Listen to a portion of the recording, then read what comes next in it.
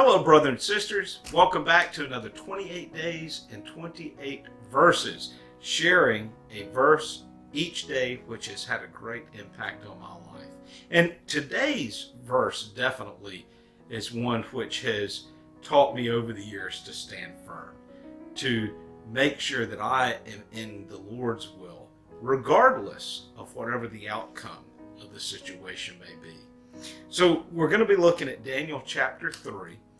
A few of you may already know the story roughly, which I'm about to share. And I won't share in detail. I would encourage you, Daniel chapter 3 would be one to go back and read for yourself to get the full context of the verse that I'm about to share.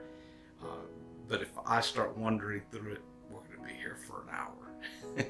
So just to take in brief, King Nebuchadnezzar erected a golden statue and commanded that everybody in his nation was to worship that statue.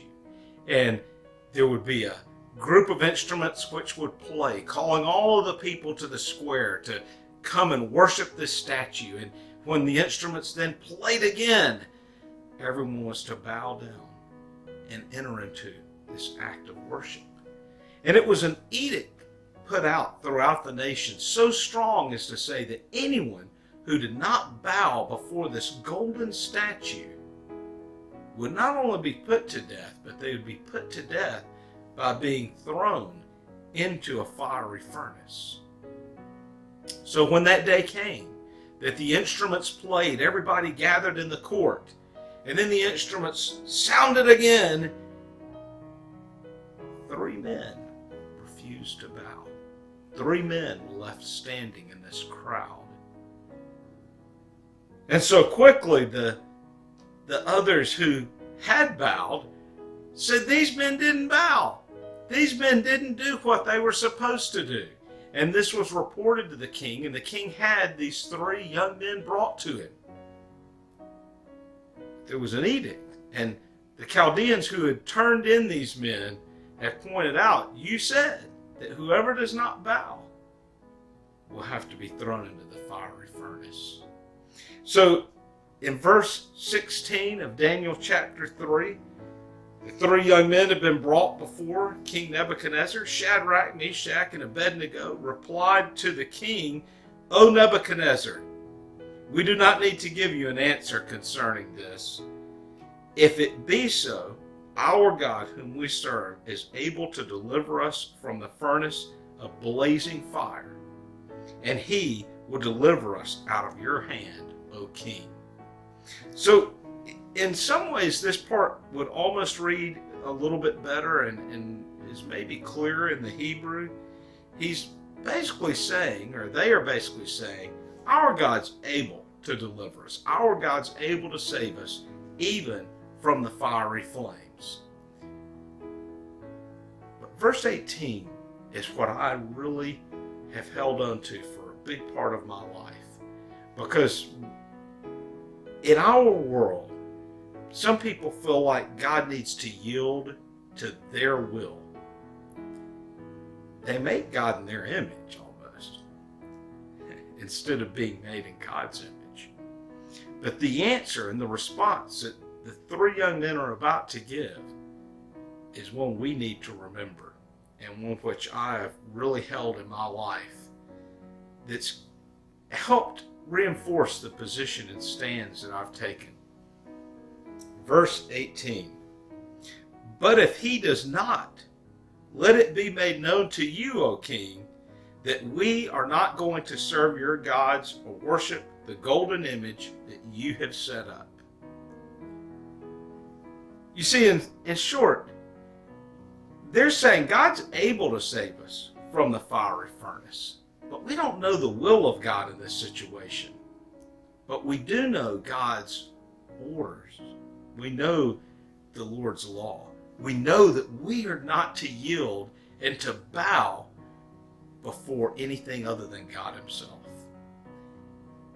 Regardless of the pressures of society, we will stand firm. We will not compromise.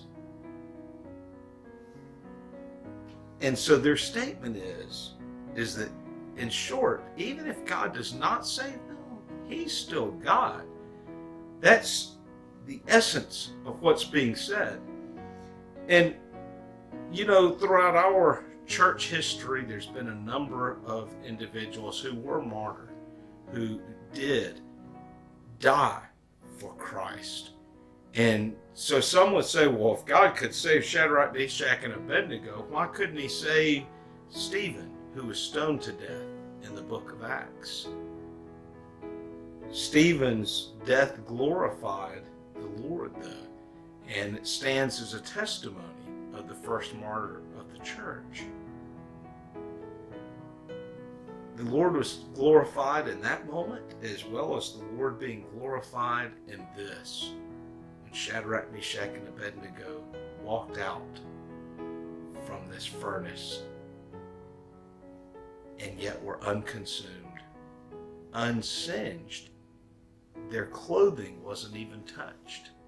And if you remember in this story, you might remember from Vacation Bible School or Children's School, when the three men were in the furnace and Nebuchadnezzar is looking in and his other court officials are looking in.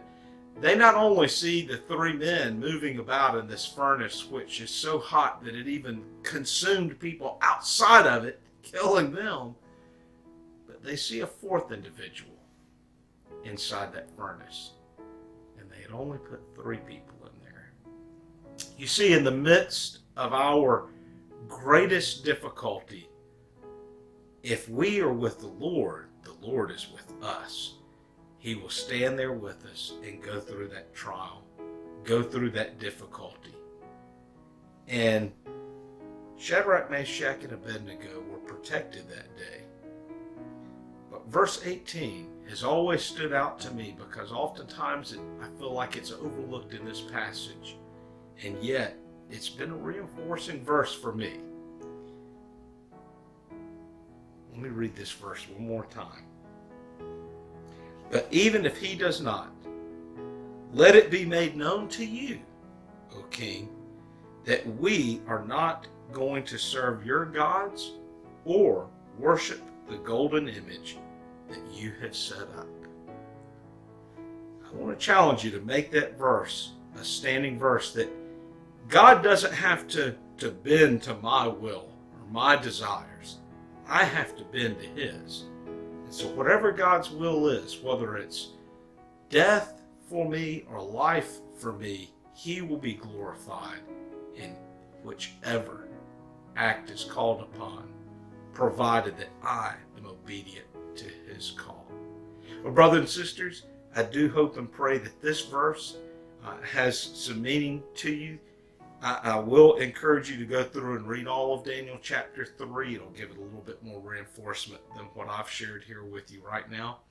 And until tomorrow, God bless.